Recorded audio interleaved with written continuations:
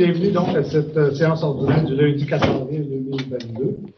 Alors, on va ouvrir immédiatement à l'Assemblée. Donc, bienvenue encore une fois. Bienvenue malgré les horreurs qui, encore une fois, nous accordent avec la situation qui se passe en Europe. On a fait des bonnes pensées pour ces gens-là de passer au travail de la façon la meilleure possible.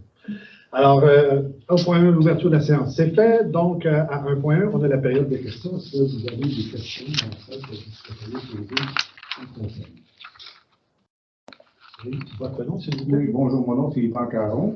Je suis propriétaire de la résidence au 1797 rue Saint-Gérard. J'ai acquis cette résidence-là il y a environ 7 ans. Et sur cette résidence-là, il y avait venu au monde avec un lot de terrain. Et en 2007, il y a un autre lot de terrain qui a été acheté pour faire l'agrandissement du terrain. Là, maintenant, j'ai décidé de vendre cette propriété-là. Et là, je me ramasse avec 95 000 pieds carrés de terrain, finalement.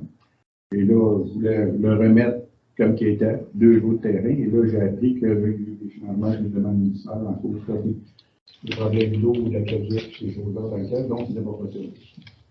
Donc là, je me ramasse avec un problème avec une résidence avec 95 000 pieds carrés de terrain que je pouvais vendre quasiment 1 million. C'est comme rien de possible. Finalement, on est quand même pas sur le de Montréal. Finalement. Donc là, je demandais là, à la ville, finalement, si c'était possible de reviser, voir s'il y avait quelque chose à faire dans ce dossier-là, parce que c'est pas un terrain qui est venu au monde de 90 000 pieds carrés, c'est un terrain qui est venu de 70 000 pieds carrés. Il y a un achat d'un autre terrain en 2007 qui a été effectué pour monter les bonhommes d'eau sont là, les choses aqueducs, tout est là. Mais là, je suis pogné que je perds des ventes pour vendre la résidence parce que je ne suis pas capable de demander un prix vraiment trop exorbitant. J'en ai arrivé à la conclusion, quand j'ai parlé avec Mme Louise, tout ça, que je comprends un peu les problèmes de la municipalité concernant les problèmes de saturation, des choses-là. Je me suis dit, est-ce que ce serait possible de me donner le droit de resubdiviser mon terrain, être en mesure de pouvoir vendre ma résidence au PDP, ce terrain-là, le garder pour une période indéterminée jusqu'à temps que les problèmes reviennent à la normale. Entre-temps, j'ai mon voisin en face qui est ici depuis une vingtaine d'années, finalement, qui s'est intéressé à acquérir le terrain. Puis, c'est pour son garçon, donc lui, il est pas aussi effectif pour dire, écoute, il n'est pas fait avant 3 ans avant de construire.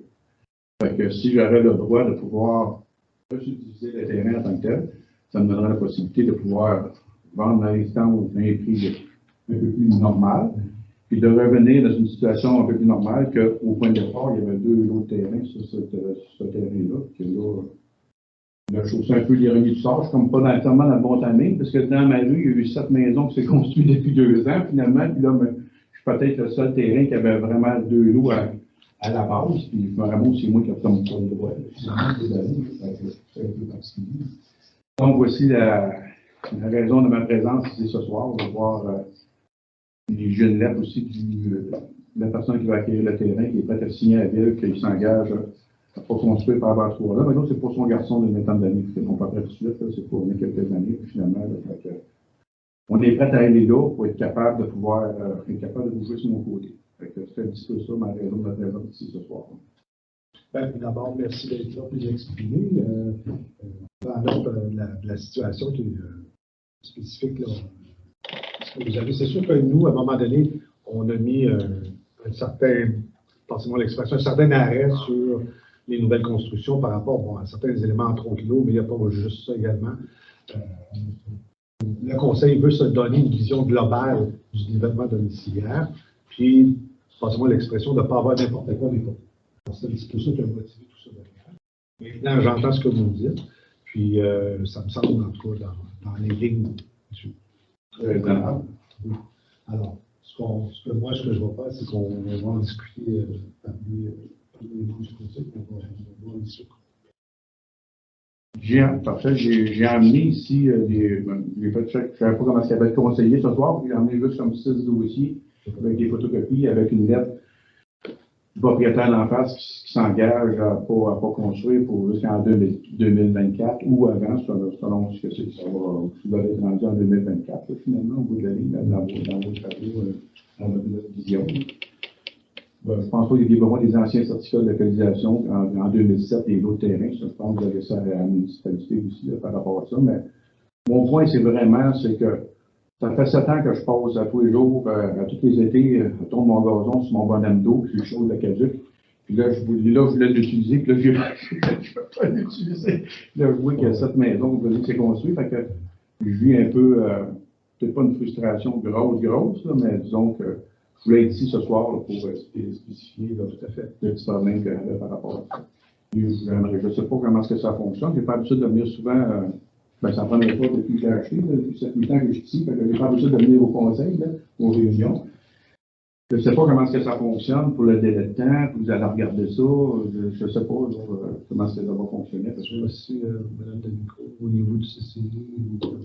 Oui, en fait, on parle du moratoire qu'il y a sur les lotissements de terrain, les subdivisions de terrain. Oui. C'est quelque chose qui est temporaire, qu'on doit revérifier. Et les problématiques que vous avez soulevées par rapport à l'eau, l'approvisionnement et tout ça, c'est une des problématiques qui sous-jacentes de ce moratoire-là. Mais vous apportez des arguments qui sont somme toute légitimes. Je pense que ça vaut la peine de se pencher sur votre dossier. C'est bien que vous ayez apporté les documents. Je vais les laisser, même si je ne les ai pas distribués. Oui. Je ne veux pas faire personne de frustré qui n'aurait pas de documents. Je ne pensais pas qu'il y avait autant de conseillers ce soir-là, finalement. Il y a une envie comme 6 copies, là, mais... Vous pouvez me les déposer, M. Blanmont, puis je vais les préparer au conseil à ce moment-là. C'est bon. Le seul mauvais argument, c'est que d'avoir dit que c'est la première fois que vous venez au conseil. Monsieur, Commencez plus. c'est sûr que j'aurais pas pu y penser un petit peu. Je pense qu'avoir le paquet de monde ici ce soir, je pense que j'aurais dit que je suis souvent, là, je pense que... Mais vous êtes au bon endroit pour faire votre demande. Ça prend une première. Naturellement, tout le monde est bienvenu. C'est des nouveaux conseillers. Mais j'ai pas eu ma réponse quand même. Comment est-ce que ça fonctionne quand même dans le délai de temps pour regarder mon dossier, ces choses-là? Parce que je vous explique ça un petit peu. Ça fait comme 3 ventes que je perds en cause de ça. Là. Ça fait qu'à un moment donné, il commence à. Je suis pas en train de faire 300$ de vente. Là. On parle des 600, 800 000. Ouais, c'est fatigué un petit peu. Là. Ça fait un petit peu ça. Là, que je veux juste voir comment est-ce que ça fonctionne. C'est une semaine, 2 semaines, 3 semaines? Comment est-ce que ça fonctionne? Un mois? Je ne sais pas. Assurément un mois, là, le temps qu'on se réunisse, il y a un CCU. Le 15. Le 15, on décide de faire le 15 ou le 14 peut-être, à ce coin-là. Il y a un mercredi par mois qui est réservé au CCU. Il faudra voir, là, parce que ça a plus d'implication que juste une consultation au CCU, je pense, pour relever la réserve. Je vais valider ça avec M. Boissard, général et trésorier. C'est ça, j'ai essayé de Donc, est-ce que le 15, il faut que je m'en présente ici? Maintenant, on avait assez vu ce soir, puis je ne pourrais pas moins en revenir. Non, ben, en autant qu'on a les documents que vous avez dit, il n'y a pas de problème. Puis, s'il y a de quoi, ben, on peut vous appeler. Puis, si on a besoin de précision supplémentaire ou quoi que ce soit. Okay, on va essayer de les dossiers ici, là, puis je vais pouvoir les ramasser. On va regarder ça le plus rapidement dans les minimums des délais qui sont là. Puis, donc, s'il y a quelque chose, vous parliez peut-être du 14 ou du 15. Ben, je veux pas. Ouais. Les dates de fin de tombée pour les dossiers du CCU, c'est le 15. Le CCU se réunit le 20. Le 20 avril. Mais ce n'est pas ce n'est pas qu'au CCU à décider Non, de faire. voilà. Le conseil aussi doit se pencher sur la question. Là. Le CCU, c'est un comité consultatif d'urbanisme. Donc, ultimement, c'est le conseil qui va décider. Donc, on aura une présentation à faire en séance de travail. Mais je pense que mon collègue Stéphane va se faire une tendinite. Il veut. J'avais une question à poser à monsieur, peut-être justement une question de précision. Oui. Vous dites qu'il y a quelqu'un qui est prêt à acheter le terrain ou vous êtes prêt à séparer le terrain? Au départ, c'était ça, oui. Mon questionnement à moi, c'est que dans le fond, l'essence de notre décision à l'époque, c'était ralentir les constructions, tout ça, pour voir où on s'en est en termes clairs. Le lotissement en soi, c'est pas un défi. Le lotissement, il n'y a pas de maison supplémentaire, il n'y a pas d'habitation supplémentaire. Est-ce que vous, si aujourd'hui ou dans un mois, on ne sait pas, là. Admettons là, que le lotissement est autorisé, mais on ne sait pas quand est-ce qu'il va y avoir des constructions additionnelles qui vont pouvoir se faire. Est-ce que vous êtes quand même d'accord avec ça? Et puis la personne qui pourrait peut-être acheter le terrain, est-ce qu'elle est prête, elle, à s'asseoir dessus 1 an, 5 ans, 10 ans, peu importe. Oui, c'est ça, dans la lettre, mais dans le dossier que là, c'est M. Tony, propriétaire de Altec Électrique, là, finalement, je pense qu'il est dans le quartier, pas le quartier industriel. Comme je disais tout à l'heure, lui, il est prêt à. Lui, il va installer son garçon de en avant. Là, finalement, vous l'avez vu, son garçon, il a 21 ans. Il n'est pas prêt à faire la construction de la maison. Il dit, moi, je vais acheter le terrain, ça peut niaiser 2 ans ou 3 ans, ben, jusqu'en 2024, le document est signé que vous pouvez prendre le temps de faire vos choses. Hein. C'est un peu là où j'allais, parce que là, il y a un délai de temps, mais nous, on n'est pas rendu là encore au niveau de la municipalité de dire, on a, tu sais, dans 1 an ou dans 2 ans ou dans 3 ans. Est-ce que cette personne-là va quand même être prête à acheter le terrain si c'est dans, on ne sait pas quand? Je vais parler pour moi, OK? Si vous faites ça, moi, le terrain, je m'en fous de le garder 4-5 ans. Finalement, moi, c'est comme un peu de l'argent en banque. C'est juste que là, il y en a peut-être un peu trop d'argent en banque. Là, c'est un bon timing. C'est pour ça que si ça ne va pas son affaire, moi, je vais garder le terrain 2-3 ans, il n'y a pas de problème de ce côté-là. C'est juste que ça va me permettre de pouvoir accélérer un peu plus les choses, finalement. Là, on a mis une date de 2024 parce que dans ma petite tête à moi, je pensais que c'était une histoire d'égouts puis d'Acaduc, finalement. Puis que j'ai dit, je ne peux pas croire que la municipalité va. Ça ne sera pas assez de prendre de la croissance assez rapidement. À un moment donné, je pense que c'est normal de prendre un peu de croissance. Donc, c'est pour ça que dans ma petite tête, encore, je pensais que 2024, il y avait encore 2 ans, 2 ans et demi pour être capable d'avancer. Mais si. On ne sait pas. En temps d'aujourd'hui, on sait pas. Moi, c'est ça. Mais si je suis à côté de ma traque, c'est pas grave. Mais je pense que c'était pas vraiment un problème parce que M. Tony disait 2-3 ans, puis il n'y avait pas vraiment. Ça pressait pas pour son garçon, il avait bien que canné, ça presse pas vraiment. Maintenant, il reste encore là. C'est pas vraiment un problème là. Puis moi, au pire des pires, comme je vous dis, on va garder le terrain, c'est pas bien grave. C'est juste que garder le terrain puis la maison, là, présentement, la laisser vite, là, je trouve ça plate un peu, là, finalement. Ça fait que c'est un petit peu ça. Je pense que j'ai répondu. Y avait-il d'autres questions? Oui. C'est la dernière maison, ça, là, qui est à vendre. Oui, c'est ça, exactement. Le terrain, c'est-tu un terrain boisé ou c'est avant ou après votre maison s'en allant vers le 15? Ben là, présentement, ben, c'est celle-là qui est à vendre là, sur. La dernière où? C'est la dernière sur les égouts et les aqueducs de la ville. Okay. C'est le terrain à gauche ou à droite, c'est ça qu'il veut dire, je pense. Il est en face de l'Antonio. Oui, à gauche. OK. C'est ça, exactement. L'autre terrain-là, il avait été acheté en 2007, justement parce qu'il voulait avoir un grand terrain. Puis j'ai fait la même affaire, moi aussi, quand j'ai acheté le 7-8 ans, je dis, bon, je peux avoir un grand terrain, tout fait, mais là, le contexte immobilier est assez catastrophique, finalement, dans le Tennessee. Fait que là, on me ramasse avec quelque chose. On me ramasse avec un éléphant blanc, là, finalement. Tu sais, je me mettrais à bâtir sa terre, je vendrais des terrains, je pense que ça aurait plus cher aussi qu'avec. Fait que c'est un petit peu ça, là, que finalement, là. Fait que c'est un peu ça. Fait que oui, c'est à gauche en face de. Les dimensions, le tissu sont dans le dossier. Oui, j'ai là-dedans, j'ai les certificats de localisation, j'ai une copie ici de 2017, quand ils ont fait les numéros de l'eau, tout ce là. Oui, puis c'est dans cette zone-là, c'est 26 mètres. Puis avant ça, il avait déjà son 26 mètres. Avant que lui subdivise l'eau. Mais présentement, là, s'il subdivise, il y a un garage sur place. Sur le lot à l'officier. Oui. Est-ce qu'il y a d'autres questions pour M. Caron? On va en avoir encore un autre. M. Caron, on a encore un autre. Donc, on parle du 14 ou du 15. Donc, je risque, après ça, la prochaine réunion qui va passer au conseil, ça va aller à quelle date? Début mai, ça veut dire le premier lundi de mai. Après ça, tu peux essayer peut-être une réponse quand, positif ou négatif. Ben, la décision va se prendre Il ne faut pas changer de quoi dans notre loi. On n'a pas des règlements. Oui. On va changer de quoi dans notre règlement, là? Il y a une modification réglementaire, ben, il faut y aller avec le processus qui peut prendre 2 mois. Bon. Le processus de modification réglementaire prend 2 mois. Bon, donc là, on ne peut pas s'entendre à mieux que 2 mois, c'est ça que je peux comprendre. Pour un produit final. Dans le fond, si la décision est prise au conseil, c'est les dédales légales après qu'il faut. Oui, mais le produit final, pas bien. Moi, en ayant juste mon idée. Mais pour la décision finale, OK. Pour l'augmentation du conseil. À décider. Parce que moi, c'est ça, si je le sais, mettons, dans un mois, même si c'est réglé dans 2 mois, c'est pas grave. Je peux prendre des démarches un peu avec les grands immeubles, puis changer les prix, puis faire un peu de modification. Puis... Présentement, vous mettez 2 affiches à vendre. Ben, c'est parce que le terrain est grand. C'est pour ça qu'ils ont mis 2 affiches. Là. ça n'a pas rapport, là, finalement, au bout de la ligne. C'est juste que je pense que j'ai quasiment 300 pieds de façade, 200-300 pieds de façade.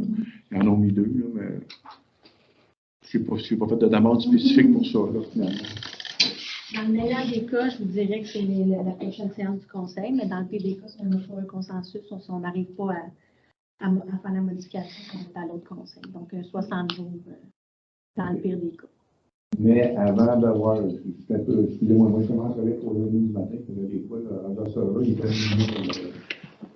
donc, à partir du 15 ou du 16, je pourrais dire, oups, peut-être que oui, peut-être que non, ou il faut vraiment attendre le début du mois de mai pour l'autre conseil. Oui, parce que c'est le conseil qui a ultimement la décision finale d'entériner une recommandation du CCI. Donc, ça pourrait aller au début mai, pour savoir aussi que ça s'enligne à droite ou à gauche, ça va ça.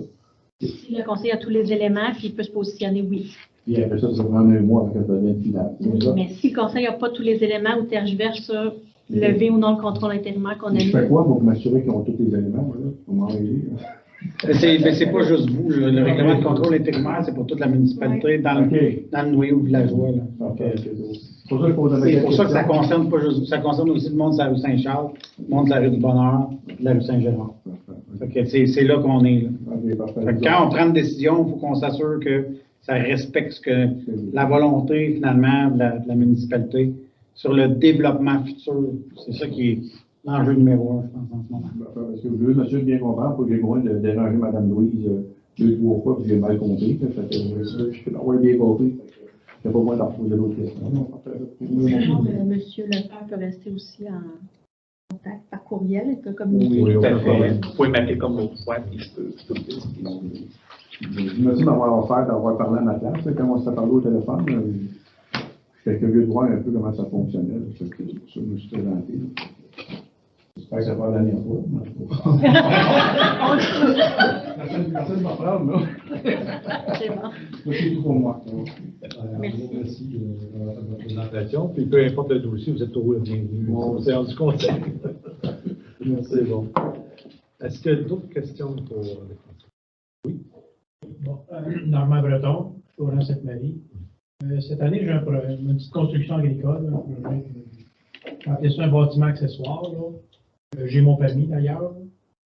J'ai fait la demande, puis entre-temps, je crois que c'est au cours de l'année 2021 ou fin 2020, en tout cas, la réglementation, ou en tout cas, l'offre des ingénieurs que j'ai pu comprendre, puis architectes, ça a changé. Je ne sais pas d'où vous savez ça. Est-ce que vous êtes obligé de tout adhérer à ça? Ou... Oui, la municipalité est soumise à la loi sur les ingénieurs du Québec. Donc, on est obligé de respecter ces dispositions-là. La loi a été modifiée, si je me rappelle bien, il y a 2 ans. Et donc, les municipalités sont tenues maintenant de respecter ces nouvelles dispositions. Il y a d'ailleurs des formations qui ont été données aux inspecteurs municipaux en lien avec les nouvelles modifications. Okay. Parce que, ça a un incident énorme sur mon petit projet. En termes de coûts, là, parce que, bon, si j'aurais fait ça il y a 1 an, là, ça m'aurait pris juste un croquis. Le permis a coûté 50 $. Là, pour avoir mon permis, là, parce que bon, ça a pris un plan d'ingénieur, c'était pas suffisant, il y a plus qu'un architecte passe là-dessus. Là, fait qu'au total, mon permis me coûte 7 900 $. Parce que la superficie rentre dans cette catégorie-là. Donc, où ça prend ces exigences. Le plan d'ingénieur m'a coûté 6 900 $ pour 1500 pieds carrés de plancher. Pour vous donner une comparaison de ce que c'est en 2015, j'ai bâti un étang neuf. Pour les gens qui me connaissent, j'ai 15 000 pieds carrés. Et bon, avec plusieurs coulées, c'est quelque chose de complexe au point de vue des plans, ça a coûté 12 000 $. Pour 15 000 pieds carrés. Là, ça m'a coûté 6 900 $. 1500 pieds carrés, j'ai 3 murs à faire. Avec un mur en plus, c'est un bâtiment accessoire pour des équipements pour nourrir les animaux. Je comprends que j'ai dû comprendre que bon, la municipalité était obligée, mais en quelque part en cours de route, il y en a. Pas juste mon ingénieur, ils ont l'air d'être tous de même, là. Non, mais c'est d'aucune mesure. J'ai même fait ça que je vous ai dit, que ça a coûté 12 000 $ pour 15 000 pieds carrés en 2015, là, pour donner une marque de grandeur, là où on en est. Je pense que c'est à refaire parce que j'ai un mur entre les deux qui sépare comme deux zones. Je pense que j'aurais fait 2 demandes distinctes, phase 1, phase 2. Ouais, Vous comprenez? ouais. D'autant plus que ni moi, ni mon contracteur, on a besoin de ce plan-là. C'est de la construction de base, c'est un appentis sur un bâtiment déjà existant. On est un peu free avec ça. Tu sais, un gros bâtiment, l'étable, ça, j'aurais jamais fait ça sans plan d'ingénieur. Mais pas ça. Pas ça. C'est assez frustrant. Une rencontre que l'UPA avait organisée. Là, ce que j'en comprends, la municipalité est obligée de. Moi-même, j'essaie de voir pourquoi la municipalité a besoin d'un plan d'ingénieur pour ça. C'est l'utilité que vous en aviez. C'est assez frustrant là, pour les coûts, parce que juste, bon, le bois est extrêmement cher de ce temps-là, mais ce montant-là, là, ça paye le 3/4 du bois que je vais avoir besoin pour ce bâtiment-là. Ça, c'est juste pour la papier. C'est un commentaire que je leur montre. Nous faire part un peu de cette situation-là que parfois ça peut amener toutes ces réglementations-là. Une maison neuve, un bâtiment municipal, ça va. D'autant plus que l'architecte, je ne sais pas ce qu'il vient faire là-dedans. Pour moi, l'architecte, c'est de l'architecture plus de l'esthétisme. Mais juste l'architecte, là, pour les 6 feuilles de mon plan d'ingénieur, c'est 250 $. Il pourrait poser son sou. Éventuellement, je peux vous montrer les factures. J'ai tout ça à la maison. C'est simplement vous faire part de cette situation. On comprend votre frustration très bien.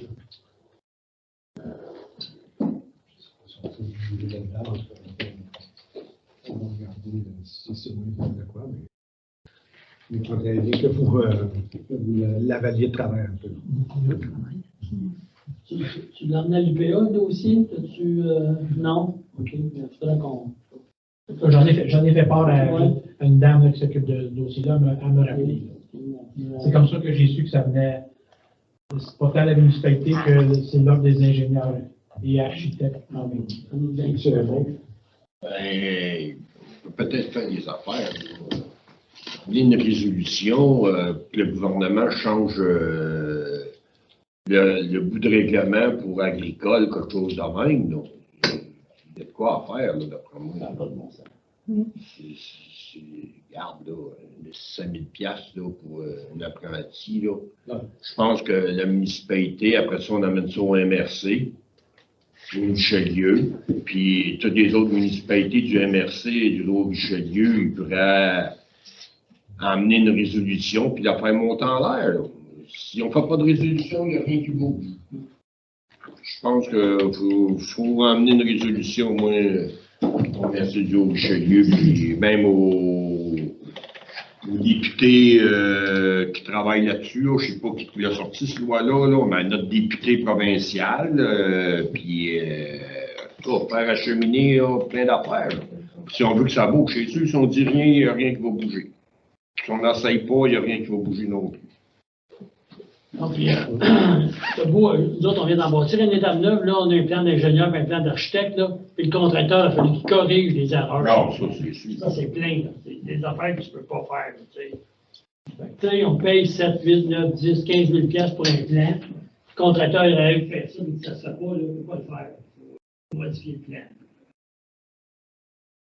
Oui, c'est une solution que je pense qu'on peut faire. C'est sûr que toi, Normand, il va être trop tard, tu sais, comme moi, là, des changements de loi, puis là, ils sont en élection cet automne, ça peut prendre du temps, mais si on ne fait rien, il n'y a personne qui va bouger. Ça, c'est sûr. C'est de l'abus, là, c'est de l'abus, ils savent qu'on est obligé. C'est juste que pour avoir le permis, bon, je l'ai eu, j'ai tout fait, je ne pouvais pas attendre parce que moi, ça se fait, là, mais c'est juste la situation globale pour, puis, il n'y a pas d'animaux, il n'y a pas, on va là, en tout cas, c'est pas une question de sécurité publique non plus, là. Ben, je trouve ça important que vous nous en fassiez part. Puis, moi, naturellement, je sais, j'ai merci tout ça. Je vais voir avec les autres collègues là-bas leur situation. réglementation-là pour regarder un peu. Et je comprends très bien votre désarroi. Puis, très bien. Est-ce qu'il y a d'autres questions pour le conseil? Ça va? On va poursuivre avec notre ordre du jour. Donc, au point 2 à l'administration générale. Donc, à 2 points, on a l'adoption de l'ordre du jour. Alors, j'ai plusieurs points qu'on va ajouter parce que ce n'est pas des points qui figurent sur l'ordre du jour qui a été publié sur le site. Alors, du coup, donc, je le remplis. Alors, pour les gens, donc, à 2.11, semaine de la santé mentale, ça, c'est un point nouveau. 2.12, dépôt de rapport concernant les formations obligatoires des élus en éthique et déontologie municipaux. Ensuite, 4.8, demande au ministère des Transports du Québec le lignage de la traverse scolaire. 5.5, appel d'offres, mandat d'ingénierie pour les défis d'approvisionnement en importation. 7.5, absence de l'inspectrice municipale, embauche d'une ressource. 7.6, nomination du fonctionnaire désigné pour l'application du règlement de zonage et des règlements d'urbanisme. Et finalement, à 8.8, dénomination du terrain de soccer, terrain civil. C'est des points que je voudrais ajouter donc à l'ordre du jour. Alors, je prendrai un proposeur et un appuyeur pour l'adoption de l'ordre du jour. C'est proposé par Mme Denicourt, appuyé par Mme Vadeboncoeur. Tout le monde d'accord?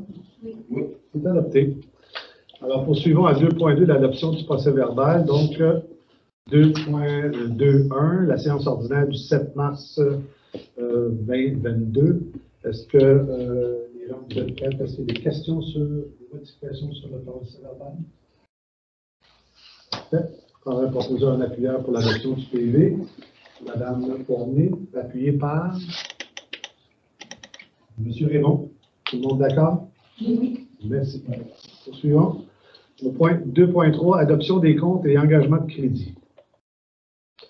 Alors, attendu que le conseil municipal a pris connaissance de la liste des chèques émis et des virements bancaires effectués par la municipalité, ainsi que la liste des comptes à payer pour le mois de mars 2022 et s'en déclare satisfait, attendu qu'il y a lieu de les accepter et d'autoriser le paiement de ces derniers, en conséquence, il est proposé par, appuyé par, et résolu d'accepter la liste des comptes à payer, ainsi que la liste des chèques émis et paiements bancaires pour un total de 249 376 et 70 sous, et autorisation est donnée au directeur général et greffier trésorier de payer les 10 comptes. Et vous avez aussi les prélèvements automatiques, les chèques fournisseurs et la rémunération. Alors, ce serait proposé par M. Vézina, c'est appuyé par Mme Denicourt. Question, tout le monde d'accord? C'est adopté? Oui. Suivons. Avec le rapport sur les plaintes. Alors, vous avez pris connaissance, donc il y a eu 4 plaintes à la municipalité. Il y a des plaintes qui ont été transférées au ministère des Transports. Il y a des plaintes qui ont été transférées à notre déneigeur. Donc, pour le groupe qui s'occupe des Pitou et Minou de cette municipalité. Et finalement, une plainte qui a été traitée par le maire. Des questions par rapport à ces éléments. C'est bon? Suivons. Et nous allons à 2.5, qui est l'adoption du règlement 22-394, constituant le code d'éthique et de déontologie des employés et des employeurs de la municipalité de Saint-Alexandre. Alors donc, comme les élus ont eu un règlement pour le code d'éthique et de déontologie, ça s'applique également pour nos employés de la municipalité. Alors, je vous fais grâce des attendus et je vais aller directement donc au cœur de la résolution. Donc, en conséquence, il est unanimement résolu d'adopter le règlement numéro 22-394 constituant le code d'éthique et de déontologie des employés et des employeurs de la municipalité de Saint-Alexandre et qu'il soit statué et ordonné par règlement du conseil de la municipalité de Saint-Alexandre, ce qui suit. Et vous avez donc le chapitre 1, le préambule et l'ensemble de la réglementation. Alors, je prendrai un proposeur et un appuyeur pour l'adoption du règlement. C'est proposé par M. Raymond, appuyé Mme Vadeboncoeur. Tout le monde d'accord?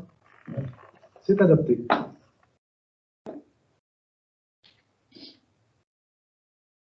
Et on poursuit avec la demande de dons à 2.6 pour le prix Jeunes agriculteurs-agricultrices. Alors, la résolution, c'est considérant que la municipalité de Saint-Alexandre a reçu une demande de la part de la Chambre de commerce et de l'industrie du Haut-Richelieu dans le cadre de son gala de l'excellence.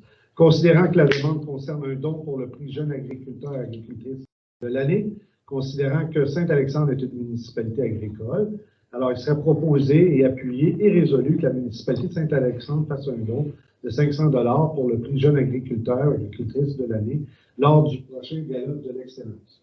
Je rappelle qu'il n'y a pas eu ce gala les années passées à cause de la COVID, mais que la municipalité a toujours donné ce prix, donc le prix Jeunes agriculteurs-agricultrices. Alors, M. Bertillon, Madame Fournier, je ne comprends pas. Tout le monde d'accord? Oui. C'est adopté. 2.7, assurance collective, changement d'assureur et nouvelle tarification au 1er juin 2022. Donc, ça aussi, c'est honnête, comme on dit. Donc, on peut peut-être le résumer, M. le directeur général. Oui, tout à fait. En fait, la municipalité souscrit présentement au projet d'assurance collective de la municipalité qui fait partie du regroupement de la FQM Assurance. La FQM Assurance a décidé d'aller en appel d'offres public pour voir si les prix étaient plus avantageux dans d'autres compagnies que celles que l'on avait actuellement. Et les résultats d'appel d'offres, c'est qu'on change de fournisseur en termes d'assurance collective. Donc, on passe d'un groupe Beneva pour aller maintenant vers Desjardins Assurance. Donc, la résolution vise tout simplement à permettre à la municipalité de rejoindre le nouveau groupe, qui est le même que l'on avait auparavant, et d'autoriser la FQM Assurance à agir en notre nom auprès de la compagnie d'assurance. Très bien. Est-ce que ça vous convient ou vous disiez que je vous fasse la lecture? Que ça vous va? Parfait. Alors, je prendrai un proposeur, un appuyeur pour l'adoption de cette résolution. M. Vézina, appuyé par Mme Vadeboncoeur. Tout le monde d'accord? Oui. Merci. Donc, à 2.8, adoption de la version amendée de la politique sur les congés.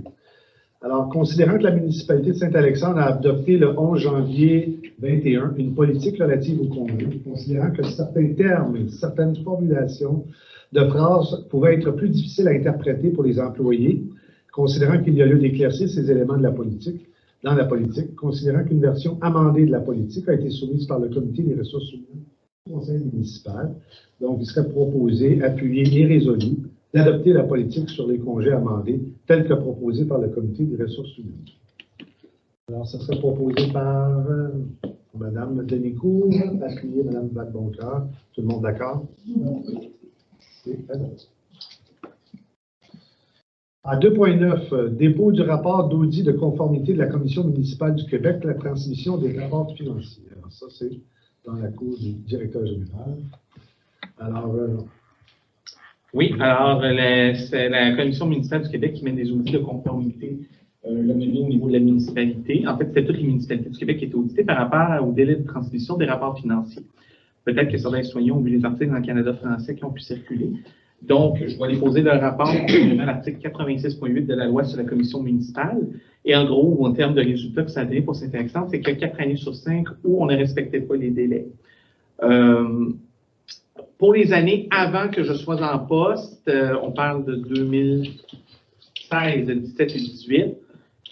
Ce qui peut peut-être l'expliquer, c'est que le rapport a été remis trop tard au conseil pour pouvoir l'adopter. Donc, normalement, la date, c'est au 15 ou au 30 mai. Il y a eu un changement législatif durant cette période-là.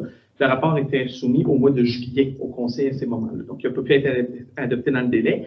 2019, on était conforme, mais il y a eu une grosse extension en raison de la COVID pour le délai. À exercice financier 2019, donc c'était en 2020 qu'il fallait le rendre. Donc, l'extension jusqu'au 30 août, donc la municipalité l'a respecté. Et pour l'an dernier, ben, il était prêt. C'est simplement que le DG m'a appuyé sur un bouton de transmission, donc ils ne l'ont jamais reçu. Donc, ça sera corrigé pour le prochain exercice financier à ce niveau-là. Donc, le dépôt est disponible sur le site de la Commission municipale du Québec pour tous les citoyens qui veulent le consulter. C'est un dépôt, donc il n'y a pas de résolution à adopter.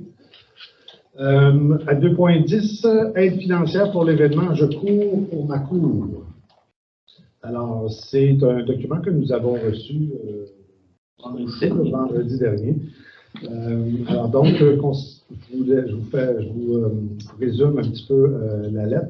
Donc, l'école va organiser un événement Je cours pour ma cour. Alors, donc, ça va être des gens qui vont faire une course au mois de 14 mai prochain. Et les gens vont donner des sous pour pouvoir courir avec le groupe et ça va être une forme de financement pour le projet de la cour d'école de Québec. Alors, donc, l'école nous sollicite une aide de 1 000 $ qui pourrait aider à organiser l'événement. Alors, je vous lis la résolution. Considérant que la municipalité a reçu une demande d'aide financière pour l'organisation de l'événement Je cours pour ma cour, considérant que cette demande est pour un événement bénéfice ponctuel et non récurrent, alors il serait proposé, appuyé et résolu d'offrir une aide financière de 1 000 $ pour l'organisation de l'événement Je cours pour ma cour. Est-ce que j'ai un proposeur et un appuyeur? Proposé, Mme Formé, appuyé. Qui appuie la résolution? M. Raymond, merci. On sera pas 2 heures là-dessus. Ça va? Alors, tout le monde d'accord? C'est adopté. 2.11, Semaine de la santé mentale, proclamation. Donc, considérant que la Semaine nationale de la santé mentale se déroule du 2 au 8 mai, considérant que l'Association canadienne pour la santé mentale, Division du Québec, membre du réseau qui initie l'événement depuis 71 ans, invite cette année à prendre conscience de l'importance de l'empathie, considérant que nous avons tous une santé mentale dont il faut prendre soin et que celle-ci a été mise à l'épreuve à bien des égards pendant la pandémie. Considérant que les campagnes de promotion de la santé mentale visent à améliorer la santé mentale de la population du Québec. Considérant que les municipalités contribuent au bien-être de la population en mettant en place des environnements favorables à la vie de quartier. Considérant que la santé mentale est une responsabilité collective et que cette dernière doit être partagée par tous les acteurs de la société. Considérant qu'il est d'intérêt général que toutes les municipalités du Québec soutiennent la Semaine nationale de la santé mentale. En conséquence, il est proposé que la municipalité proclame, la municipalité de Saint-Alexandre naturellement, proclame la semaine du 2 au 8 mai 2022, Semaine de la santé mentale, et invite tous les citoyens, les entreprises et les institutions à parler pour vrai et à partager la trousse d'outils de la campagne de la Semaine nationale de la santé mentale, dont le thème est l'empathie. Ensemble, contribuons à transformer notre municipalité en un environnement favorable à la santé mentale des citoyens.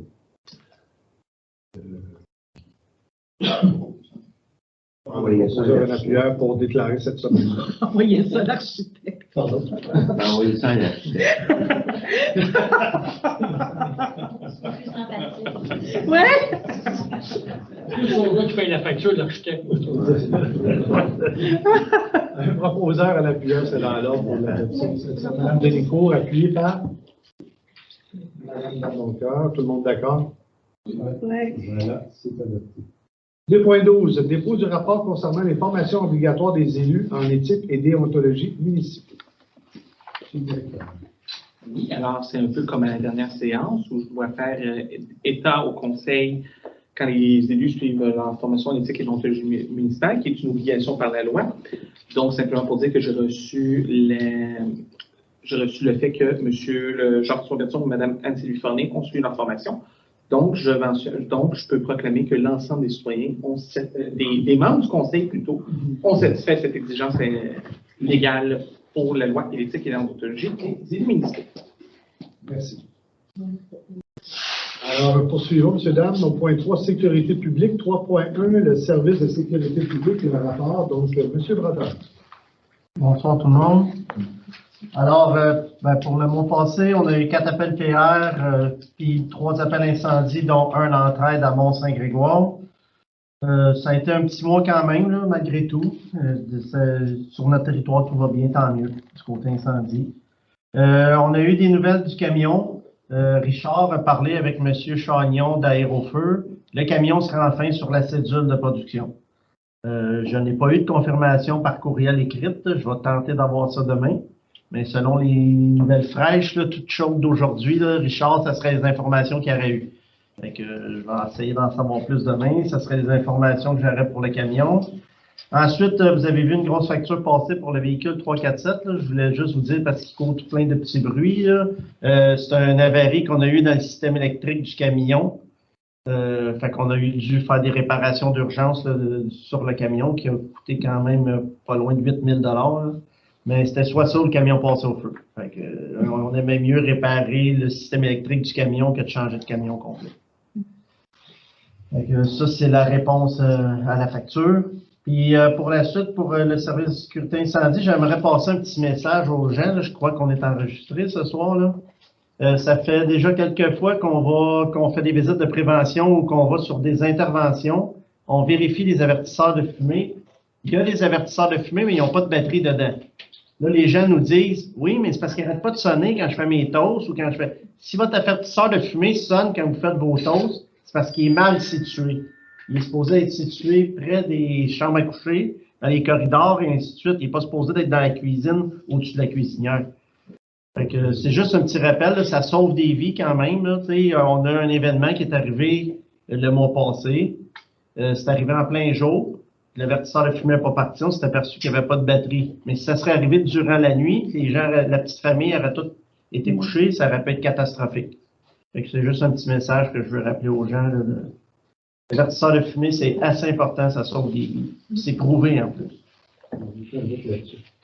C'est malheureux que les gens, pour une batterie ou pour un positionnement d'avertisseur, prennent des risques importants. Effectivement. Des taux trop cuits. Des taux trop cuits. Tout à fait.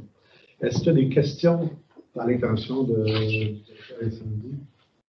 Moi, j'aurais eu des questions, mais l'ordre du jour est assez chargé. Je me réserve ça pour une autre fois. Question de savoir, à chaque fois qu'il y a un cas, c'est tous les pompiers qui sont appelés, y a-t-il une ordre de priorité, tout ça, mais je le dis parce que je vais être transparente, parce que j'ai posé la question en séance de travail, mais... Je peux te faire une réponse vite. OK. Si tu veux une réponse vite, puis si tu veux plus de détails, j'irai plus en détail. Nous, à Saint-Alexandre, on est des pompiers volontaires temps partiel. Donc, on est appelé tout le monde en même temps pour les appels. On n'a pas d'équipe de garde à Saint-Alexandre. Le point, c'est que notre masse salariale serait trop élevée si on avait des équipes de garde parce que pour garder les gars sur le territoire, il faut que tu les payes. Puis le schéma de couverture de risque nous exige 10 pompiers en 10 minutes. Donc, vu qu'on est volontaire temps partiel, qu'on est sur appel, on n'a pas le choix d'appeler tout le monde pour être sûr d'avoir nos 10 pompiers. Mais ça arrive des fois qu'on est juste 6 ou qu'on est juste 7. Là, c'est de là pourquoi on a la multicaserne et les entraides pour respecter notre 10 pompiers en 10 minutes. Ça, c'est pour les incendies. Puis pour les accidents de la route, c'est 6 pompiers en 10 minutes. C'est le pourquoi qu'on appelle tout le monde en même temps. Parce que juste à la lecture froidement d'un rapport comme ça, peut avoir, je pense, 17 pompiers sur... On a juste le détail feu de sécheuse. Ouais. Ça apporte des questions. Mais maintenant que tu expliques que c'est le schéma de couverture qui est l'aspect légal de tout ça, je comprends mieux. Là, c'est nous qui a fait changer, parce que souvent, la carte d'appel, c'est rentré feu de résidence. Okay. Feu de résidence, j'appelle tout le monde. Rendu sur les lieux, c'est nous qui a fait changer la carte d'appel. Finalement, c'est un feu de sécheuse. Okay. Ouais. Merci. Est-ce qu'il y a d'autres questions à l'intention du directeur incendie? C'est bon. Merci. Poursuivons avec l'avis de motion, le point 3.2. L'avis de motion et défaut du projet de règlement 22-395, modifiant le règlement 16-314 concernant la paix publique et les nuisances afin de régir l'usage des feux d'artifice. Alors, c'est un avis de motion, donc le règlement, ce qui change, c'est que pour être capable de faire des feux d'artifice, que ce soit sur un terrain privé ou un terrain public, ça prend maintenant un permis. Il n'y a pas de frais au permis, mais ça prend un permis pour être capable d'avoir l'autorisation de pouvoir faire ces... Vous me permettez? Bien sûr. C'est toi qui... La seule chose que je voulais rajouter, c'est que ça a toujours pris un permis à Saint-Alexandre de faire des feux d'artifice. C'est juste que les gens ne le faisaient pas. Parce qu'on avait le règlement 425, article 2, qui précise que pour faire des feux d'artifice, surtout en zone urbaine, ça prend un permis. Ben, sur tout le territoire, ça prend un permis. Là, dans le fond, cette motion-là, ça rajoute pour la nuisance publique en plus. Donc, le bruit, les retombées chez les voisins, et ainsi de suite. Merci de la précision. Est-ce que j'ai quelqu'un qui dépose l'avis de motion? Monsieur Vézina. Merci.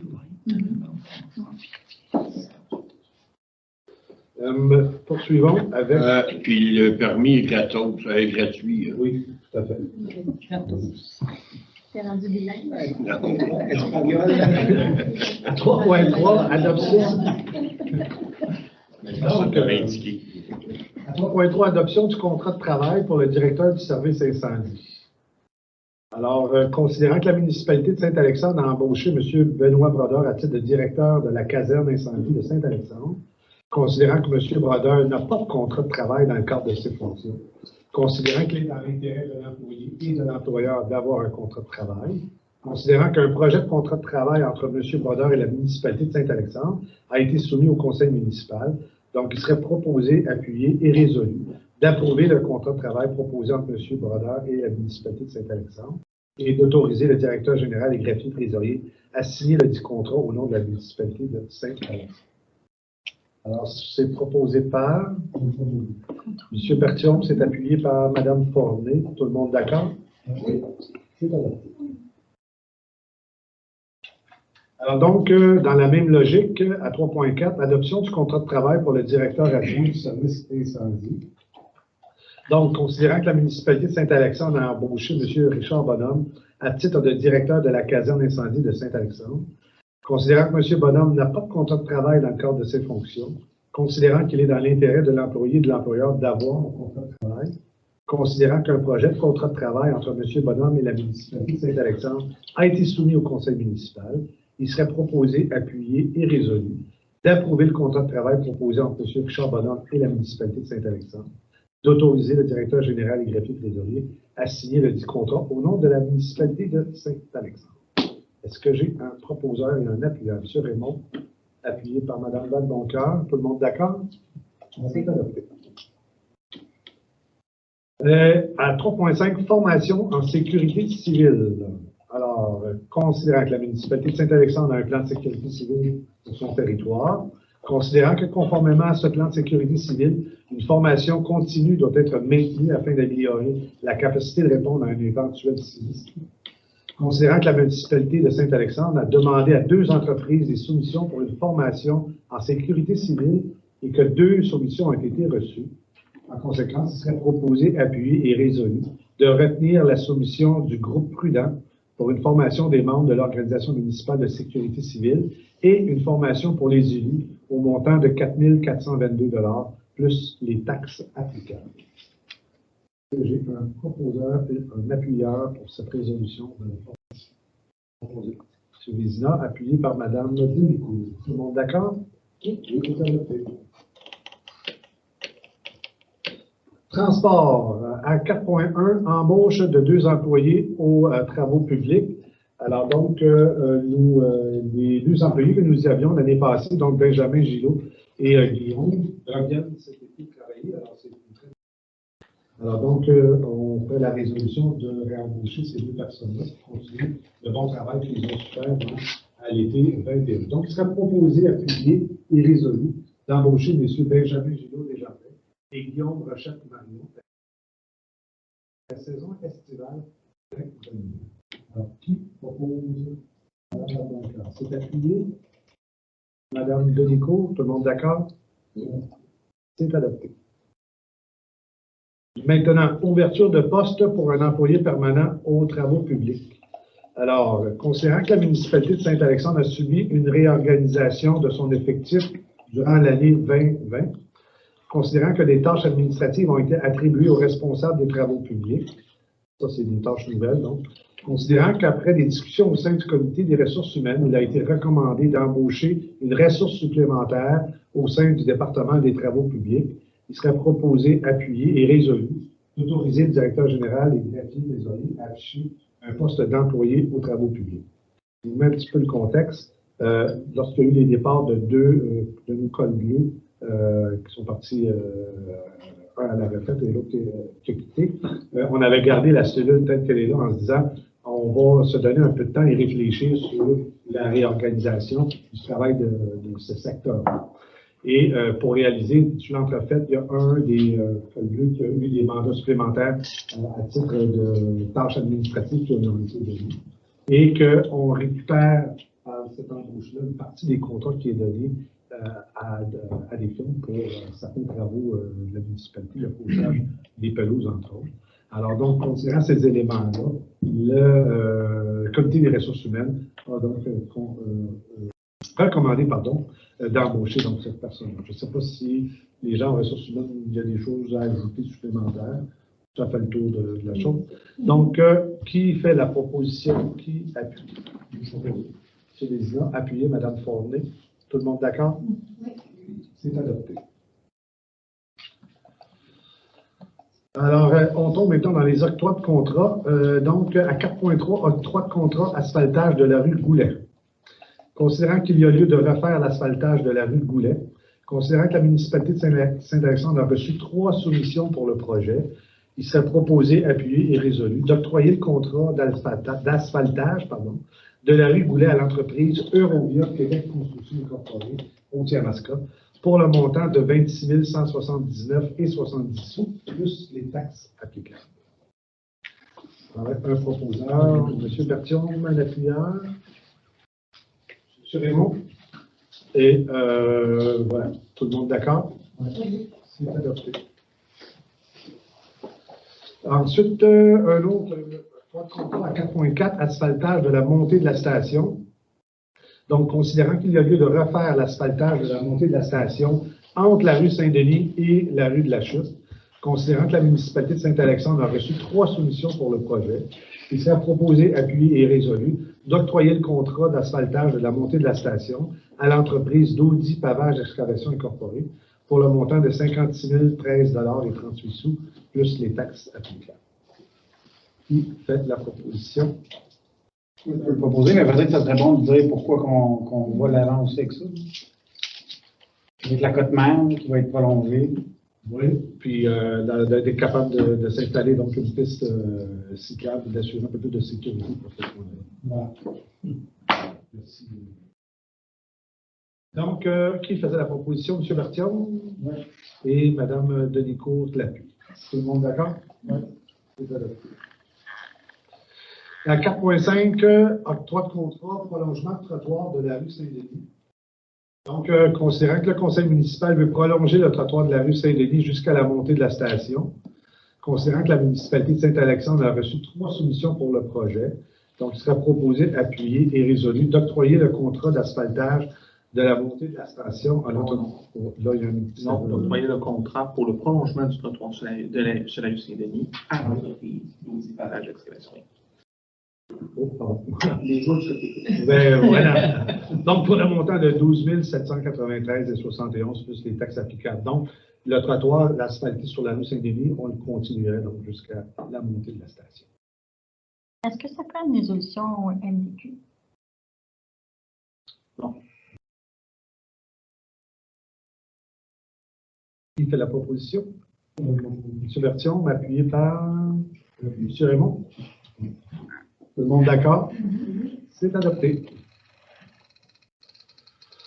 Et à 4.6, réfection du plancher du garage municipal. Alors, considérant que le plancher du garage municipal peut être glissant lorsqu'il est mouillé et qu'il augmente les risques d'accident pour les employés municipaux, particulièrement sur les travaux publics, considérant que la municipalité de Saint-Alexandre a reçu une aide financière dans le cadre du programme d'aide financière pour les bâtiments municipaux, le PRABA, et que ce projet est admissible, considérant que la municipalité a reçu 3 soumissions en lien avec le projet, il serait proposé, appuyé et résolu d'octroyer le contrat pour la réfection du plancher du garage municipal à béton surface pour le montant de 8 138 plus les taxes applicables.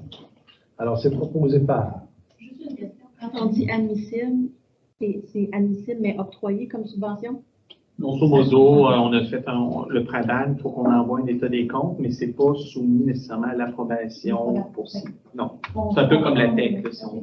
Donc, c'est entièrement subventionné. Voilà. Vous allez proposer, Mme Denicourt, c'est appuyé par M. le Président. Tout le monde d'accord? C'est adopté. Donc, on poursuit avec à 4.5, achat d'un panneau de vitesse mobile. Alors, considérant que le conseil municipal de Saint-Alexandre est préoccupé par le phénomène de la vitesse au volant, considérant que la municipalité désire acquérir un équipement mobile afin de sensibiliser les conducteurs et recueillir des données sur la vitesse des usagers de la route, considérant que la municipalité a reçu 2 offres de prix pour l'acquisition d'un panneau de vitesse mobile, il serait proposé, appuyé et résolu d'acquérir un panneau de vitesse mobile auprès de Trafic Innovation au coût de 10 000 plus les taxes applicables. Alors, ce panneau-là va nous permettre d'afficher les vitesses des véhicules qui circulent, mais en même temps aussi enregistrer ces vitesses-là, le nombre de véhicules, de passage et tout ça, ça va nous permettre d'avoir une très, très bonne idée de ce qui se passe en termes de trafic là, à l'intérieur des rues de la municipalité. Est-ce que qui en fait la proposition? M. Vézina, appuyé Mme Fournier. Tout le monde d'accord? C'est mobile, alors on va déterminer les endroits. On va commencer. On sait qu'il y a des zones chaudes, entre guillemets. Montée de la station, on ne peut pas la nommer. Et puis, il y a d'autres endroits également. Saint-Gérard aussi. Saint-Gérard, tout à fait. Mais on peut donc le déplacer et avoir des lectures. C'est un peu comme aux entrées, là. Les autres sont fixes. Oui, c'est ça. Puis aux entrées, ils affichent uniquement. Il n'y a pas d'enregistrement, il n'y a pas de données qui peuvent sortir de ça. On va enregistrer les plaques aussi. Non. C'est Florent qui va être photographe. C'est pas un radar photo. Non, c'est pas un radar photo. OK. En 2, ça marche. J'ai un proposé pour ça. Oui, vous avez une Oui, appui. c'est Steph. C'est bon. Puis, Tout le monde d'accord? Merci. OK. 4.8. Demande au ministère du Transport du Québec lignage de la traverse scolaire. Considérant que le lignage de la traverse scolaire située à l'intersection de la rue Saint-Denis et de la rue du Pavillon n'est plus visible. Considérant qu'il est primordial d'avoir un lignage approprié pour la sécurité des élèves et des usagers de la route, considérant que la responsabilité de la gestion de la rue Saint-Denis appartient au ministère du Transport du Québec, il serait proposé, appuyé et résolu de demander au ministère du Transport du Québec de procéder au lignage de la traverse scolaire sur la rue Saint-Denis, de transmettre la dite résolution au centre de service de Saint-Jean du ministère du Transport du Québec. Madame Nadeau, avez-vous? Oui, M. Bertrand. Je le propose, puis en même temps, ben, ils l'ont fait appeler au mois d'octobre, il faut s'attendre à ce que ça fasse ça. Proposé, M. Bertillon, m'appuyer. Madame Badboncoeur, tout le monde d'accord? Juste avant de passer à l'hygiène du milieu, j'aimerais ça réitérer qu'on aimerait le conseil rencontrer le parrain de la SQ. On l'a demandé, je ne sais pas si les approches ont été faites. Le parrain a changé, de sensibiliser au fait que nos citoyens désirent une présence plus accrue, surtout en relation avec la vitesse. Je sais que dernièrement, on m'a demandé mes disponibilités pour faire une rencontre maître DG et par marraine de la SQ. Alors, c'est dans les plans. Est-ce que je comprends que vous souhaitiez que c'est l'ensemble du conseil qui rencontrerait? Oui, si possible, pour qu'on... Bon, peut-être au moment où sera déterminé, on vous invitera. Oui, c'est très clair. Si on est disponible, on peut poster. Donc, c'est adopté. OK, on change maintenant. Hygiène du milieu, donc à 5.1, dans aide financière dans le cadre du Fonds vert. Alors, considérant que la municipalité de Saint-Alexandre a adopté le programme du Fonds vert en mars 2021, considérant que ce programme permet de financer des initiatives à caractère environnemental sur le territoire de Saint-Alexandre, considérant qu'un appel de projet a eu lieu jusqu'au 10 mars dernier, considérant que 2 projets ont été déposés durant cet appel de projet, considérant que le comité environnemental a étudié les 2 projets déposés, il serait proposé, appuyé et résolu d'accorder les aides financières suivantes. 800 $ au projet Inventaire des espèces végétales exotiques envahissantes et plan d'intervention de Mme Elisabeth Meiser. 5 000 $ au projet Refuge de biodiversité de l'entreprise Les Jardins Alexandrins Incorporés. De verser l'équivalent de 70 % de l'aide financière dès maintenant et de verser le 30 % restant de l'aide financière lorsque la reddition de compte sera complétée et acceptée par le directeur général et le greffier. J'ai un proposeur et un appuyeur. Question de Mme Fournier. Tout le monde d'accord? Oui. C'est adopté. Donc, c'est nos premiers projets dans le cadre du Fonds vert. On est bien heureux de ça.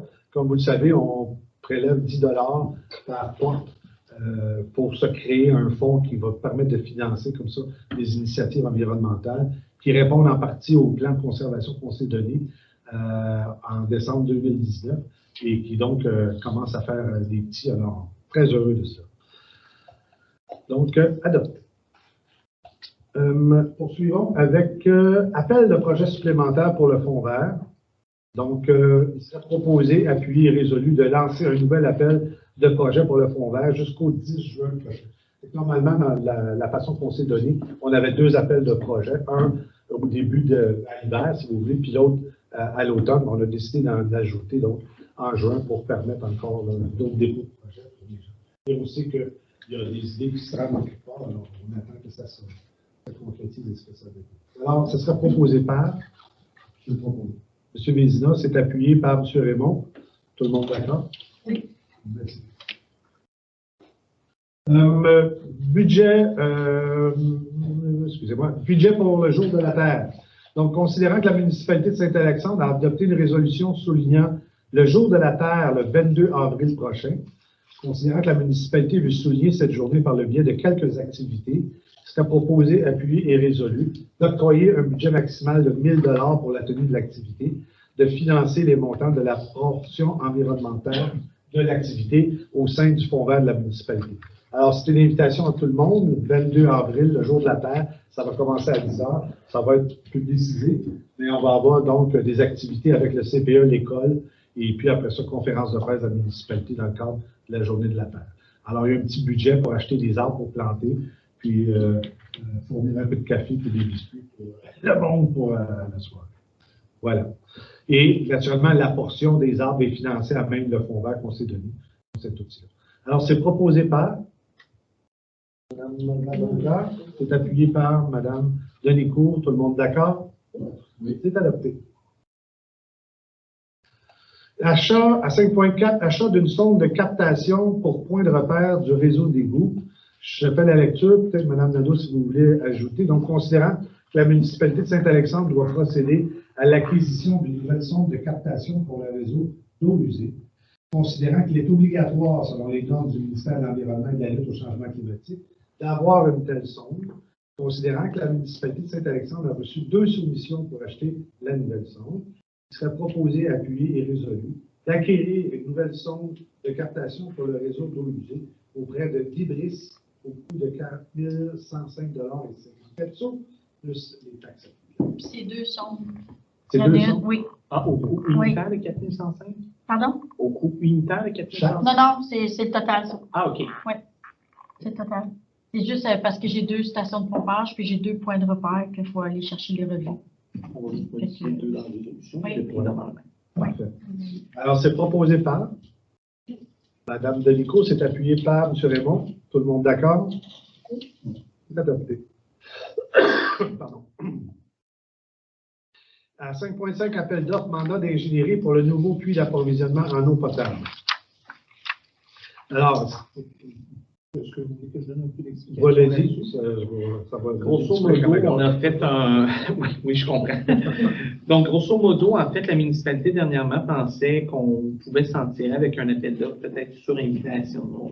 En fait, des demandes de soumission conformément à notre politique de gestion contractuelle. Donc, on avait approché les entreprises. Pour ça, on a approché 4 entreprises. Donc, modification du mandat, en gros, c'était pour l'organisation d'une étude d'utilisation de l'usine de traitement d'eau potable, pour la demande de certification du certificat d'autorisation auprès du ministère de l'Environnement pour pouvoir utiliser les puits de captation, pour pouvoir faire les pleins de ligne également, pour relier le nouveau puits d'approvisionnement à l'usine de traitement d'eau potable et s'il y a lieu pour faire également un agrandissement. Donc, un coût d'option si jamais c'était s'avérait nécessaire à la suite des études d'optimisation. Malheureusement, la seule offre que l'on a obtenue à ce moment-là était supérieure au seuil permis par la loi pour ne pas aller en appel d'offres public, qui est 105 800, si je me rappelle bien de mémoire. Donc, c'était au-delà de ça. Donc, obligatoirement, la municipalité doit aller en appel d'offres public à ce niveau-là. Donc, la résolution vise tout simplement à nous permettre d'aller en appel d'offres public au cours de ce mois-ci pour pouvoir trouver le contrat le mois prochain. Ça va. Donc, il serait proposé, appuyé et unanimement résolu que le directeur général et greffier trésorier, M. Marc-Antoine Lefebvre, procède au lancement de l'appel d'offres public par le système électronique d'appel d'offres, le SEAO, et dans le journal Constructo pour un mandat d'ingénierie pour un nouveau puits d'approvisionnement en eau potable, selon le devis préparé par M. Lefebvre, directeur général et greffier trésorier. De nommer M. Marc-Antoine Lefebvre, le directeur général et greffier trésorier, Personne responsable de l'octroi du contrat selon le règlement de gestion contractuelle de la municipalité. C'est proposé par M. Bertion, c'est appuyé par M. Vézina. Tout le monde d'accord?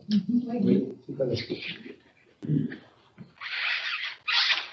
Santé et bien-être, on n'a pas de résolution. 7, aménagement, urbanisme et développement. Donc, à 7.1, le service de l'urbanisme, le rapport. Madame Nadeau. Bonsoir. Dans le courant du mois de mars, j'ai eu 18 permis qui étaient émis d'une valeur de 325 500 et les montants des permis, c'est 550 qu'on a eu pendant le mois. Puis il y a eu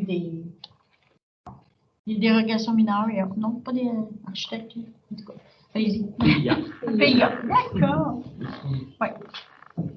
C'est le courant du mois. Avez-vous des questions par rapport au rapport? Ça va? Oui. Merci, Mme Nadeau.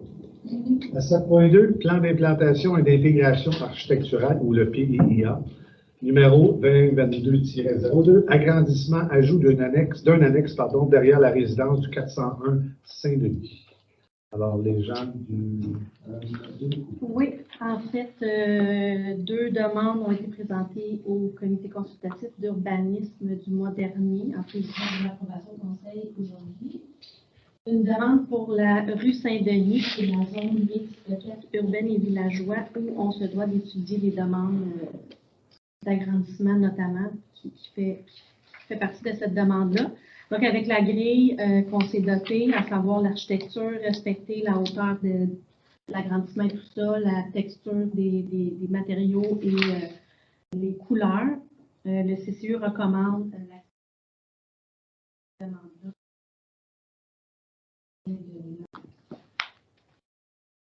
Merci. Alors donc, je vais procéder aux attendus très rapidement. Donc, attendu le dépôt de la demande d'approbation de PIA pour l'obtention de permis de construction pour des travaux d'agrandissement de la résidence. Attendu que le projet consiste en l'ajout d'un annexe. Attendu que le projet est assujetti à l'approbation du règlement sur les PIA. Attendu que l'objectif principal du PIA et au niveau des projets de construction est de favoriser l'intégration harmonieuse des composantes architecturales afin de donner un ensemble cohérent avec le bâtiment existant et les bâtiments des terrains adjacents. Attendu que le projet reprend les caractéristiques architecturales et les matériaux de parement extérieur s'harmonisent à la résidence existante. Attendu que le projet atteigne les objectifs du règlement. Après délibération, il est proposé par M. Florent Raymond, appuyé, bien sûr, c'est au niveau du PIA. Donc, la résolution, c'est d'approuver la demande de PIA pour l'obtention d'un permis de construction pour des travaux d'agrandissement de la résistance existante. Est-ce que j'ai un proposeur et un appuyeur? Proposé M. Raymond, appuyé Mme Vadeboncoeur, pardon. Tout le monde d'accord? C'est adopté. Alors, à 7.3, plan d'implantation et d'intégration architecturale, donc le prochain, ajout d'une fenêtre au sous-sol du 1185 Saint-Charles. C'est un peu plus simple que la première. On n'a pas nécessairement d'études à faire en ce sens que c'est un ajout d'une fenêtre au sous-sol qui est même dimension, à ma connaissance. Même couleur que déjà des fenêtres. Donc, c'est rajouter une ouverture. C'est la recommandation du CCU. Cette démarche-là qui devait passer par un PIA. Somme toute très simple. Par chance qu'on avait un autre dossier un petit peu plus consistant pour se réunir. Alors donc, le CCU donc, recommande d'approuver la demande de PIA pour l'obtention d'un permis de rénovation pour l'ajout d'une fenêtre au sous-sol de la résidence existante. Alors, c'est proposé par... C'est appuyé par... Appuyé Mme Fournier. Merci. Tout le monde d'accord? Oui. Voilà. Alors, c'est un peu... ça illustre un petit peu les limites de ce beau plan-là de PIA, mais on va avoir à en discuter éventuellement. Je poursuis avec 7.4, l'utilisation des pesticides à usage esthétique dans les espaces publics.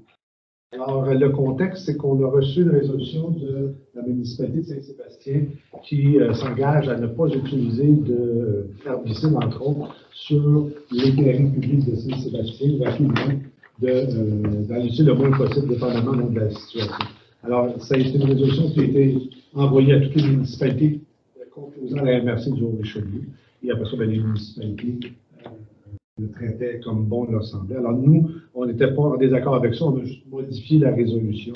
Et donc, je vous la présente, considérant que la municipalité de Saint-Alexandre a à cœur la protection de la santé et de l'environnement, considérant que la municipalité n'utilise pas de pesticides à usage esthétique dans ses lieux publics, considérant que le conseil municipal désire démontrer l'importance de cesser l'usage de ces produits dangereux chez ses citoyens et ses citoyennes en montrant l'exemple, donc il serait proposé, appuyé et résolu. La municipalité de Saint-Alexandre continue à ne pas utiliser de pesticides à des fins esthétiques sur les espaces publics municipaux. Que les employés municipaux trouvent des solutions alternatives moins nocives à proposer au conseil municipal lorsque l'usage d'un produit s'avère nécessaire. Que le conseil municipal invite les citoyens et les citoyennes à ne pas utiliser de pesticides à usage esthétique, sauf lorsqu'il s'agit d'une solution de dernier. Alors, c'est proposé par J'aime bien les modifications. Appuyé par M. Vézina. Tout le monde d'accord? À 7.5, absence de l'inspectrice municipale, embauche d'une ressource. Alors, considérant que l'inspectrice municipale devra s'absenter pendant 6 semaines, soit la période du 11 avril au 20 mai, pour des raisons médicales, considérant qu'il y a lieu de remplacer l'inspectrice municipale par une ressource qualifiée afin de répondre aux demandes pour l'émission des permis et de faire les suivis en matière d'organisme et de poursuivre naturellement les services aux citoyens. Considérant que la municipale a reçu 2 offres pour le remplacement, il serait donc proposé, appuyé et résolu, d'embaucher Mme Audrey Pelchat pour effectuer le remplacement durant une période de 6 semaines, soit du 11 avril au 20 mai, à raison de 2 jours par semaine. Alors, voilà. Est-ce que j'ai un proposeur et un appuyeur pour cette résolution? Ça a été proposé par le comité des ressources humaines? Non, c'est quelque chose qui est arrivé en début de semaine. Pour vous mettre en contexte, on a su jeudi dernier, à la suite de après notre séance de travail, que notre inspectrice municipale allait devoir s'absenter pour une période de 6 semaines. Et on a eu rapidement 2 offres pour pouvoir la remplacer. Donc il y a eu là-dessus, on a comparé les 2 options. L'option d'embaucher Mme Pelchat, c'est elle qui a le tarif horaire le moins élevé. Il n'y a pas de frais de kilométrage pour se rendre également au bureau si on veut offrir le service aux citoyens. C'est sûr que les kilométrages, elle utilise son véhicule personnel pour la municipalité. Et on jugeait que 2 jours par semaine, durant cette semaine, ça allait être suffisant pour répondre à cette demande-là, considérant qu'elle s'occupe seulement des permis. Pour le reste, au niveau de la gestion de l'eau, ça va être le contrat d'Aquatec qui prévoit déjà ces modalités-là au contrat, qui va permettre de suivre là-dessus. Ça va être ici? Oui. 2 jours. Oui. Donc, ça se déplace, on peut y prêter l'auto de fonction. À la limite, ça peut être une, je ne sais pas si c'est conduite manuelle par contre, là, mais on verra avec elle. On s'arrangera, c'est rien que ça. Puis cela étant dit, Mme Pelchat travaille également pour une autre municipalité à temps partiel. Et j'ai eu que des bons commentaires de cette ressource par rapport à cette ressource. Ça répond, M. Bertillon? Oui. Est-ce que j'ai un proposeur, un appuyeur pour l'embauche de cette ressource? OK, donc ici, c'est un dossier de dernière minute. Madame Formé, vous proposez, c'est appuyé. Madame Badbonca, tout le monde d'accord? Oui. 7.6, nomination du fonctionnaire désigné pour l'application du règlement de zonage et des règlements d'urbanisme.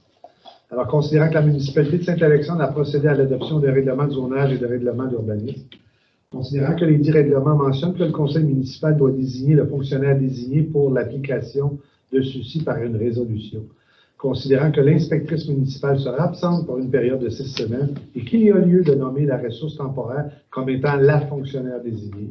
Donc, il sera proposé, appuyé et résolu de nommer Mme Audrey Pelchat comme fonctionnaire désignée, oui, pour la période du 11 avril au 20 mai pour l'application des règlements suivants. Donc, vous avez la liste des règlements sur lesquels elle aura donc à travailler. Alors, donc, c'est de lui donner officiellement le mandat de pouvoir donc procéder à son travail.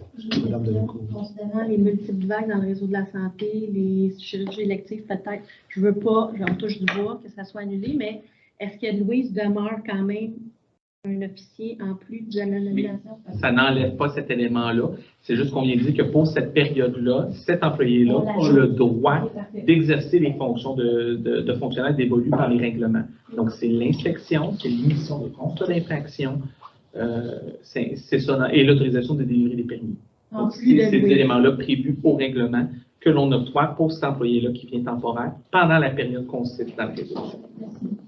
Il va y avoir une rencontre, je vais avoir une rencontre avec elle aussi. Ça va? Pas d'autres commentaires? Donc, ce serait proposé par? Oui. Mme Denicourt, appuyer M. Bertillon. Tout le monde d'accord? Oui. Alors, donc, c'est une... On change maintenant, on tombe dans loisirs et culture. À 8.1, service des loisirs, culture et communication, dépôt du rapport. Alors, ça va être fait par... Oui, on va faire la lecture. Donc, au niveau des loisirs que nos filles ont travaillé, il y a évidemment la programmation au printemps 2022. Donc, il y a eu un début de programmation le 14 mars, 5 cours notamment. Il y a également des cours de pantouflisme qui ont commencé. Donc, avec le déconfinement, ça a pu reprendre de l'avant à ce niveau-là. Il y a eu 2 formations qui ont été suivies, principalement en lien avec les camps de jour. Il y a également une rencontre du CRSQB qui a eu lieu la semaine passée. L'organisation des soirées de causerie animalière, donc une soirée pour les adultes, qui a été organisée à la suite de la popularité pour ces cours-là pour enfants. Tournoi des rues, le 4 juin prochain. Donc, il y a eu une organisation qui est prévue à ce niveau-là. Donc, il y a eu la commission d'événements qui a été créée. C'est organisé par 2 de nos conseillers municipaux notamment. Donc, on invite tout le monde à s'inscrire. Camp de jour, bien évidemment. D'ailleurs, aujourd'hui, c'était le début des inscriptions pour le camp de jour municipal. Donc, c'est là toute la semaine. Il y a également des candidats. Il y a des entrevues qui sont en cours. Donc, les embauches viendront prochainement pour notre camp de jour ici. Là-dessus. On a eu la replanification peut-être des sorties en autobus. On va en parler un peu plus loin au point 8.6, parce qu'avec l'essence, vous dites que ça augmente considérablement au niveau de ce budget-là. 2 rencontres du comité social, promotion d'activités également qui a eu lieu, et de l'assistance à des organismes, notamment l'ALSA au niveau de Pâques et de la fête nationale. Et l'OPP, il y a un suivi de journée pour la journée Je cours dans ma cour également qui a été planifié. En termes de culture, il y a eu 2 rencontres des capos culturels, notamment pour le projet « Et si je te racontais » qui a été dévoilé dernièrement. Donc, un projet en collaboration avec Mme Louise Portal pour l'ensemble des municipalités rurales de la MRC. Donc, on vous invite à suivre ça. En termes de communication, ça a été des communications assez usuelles, beaucoup de travail en lien peut-être avec le suivi d'échangeurs de Tour 35, consultation publique du 3 mai. Donc, le 3 mai prochain, il y aura une consultation publique concernant un projet pour le parc des loisirs. Donc, prochainement, ça va être mis en ligne sur le site Internet. Donc, les citoyens sont invités à aller consulter et à venir s'exprimer s'ils le désirent le 3 mai. On invite fortement les citoyens à se joindre à nous à ce moment-là.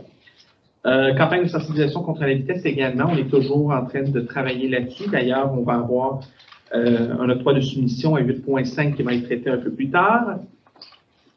Jour de la Terre également, donc on a adopté une résolution un peu plus tôt. Donc le 22 avril, le département de communication a beaucoup travaillé là-dessus, notamment pour rédiger un communiqué, et également organisé la petite activité, notamment avec le CPE et l'école, dans le fond, avec une classe de l'école qui a accepté de se joindre à nous. Évidemment, des formations au niveau de communication en situation d'urgence. Et bien sûr, le blabla quotidien, en fait, les tâches quotidiennes, si je devrais plutôt dire, donc la mise à jour de la page Facebook, le montage du flambeau, les pages municipales, les infolettres municipales. On invite d'ailleurs les citoyens à s'abonner à l'infolettre électronique, il y a beaucoup d'informations qui est là-dessus. Et également, on le rappelle, je vais en profiter, on a fait un rappel en matière de sécurité civile.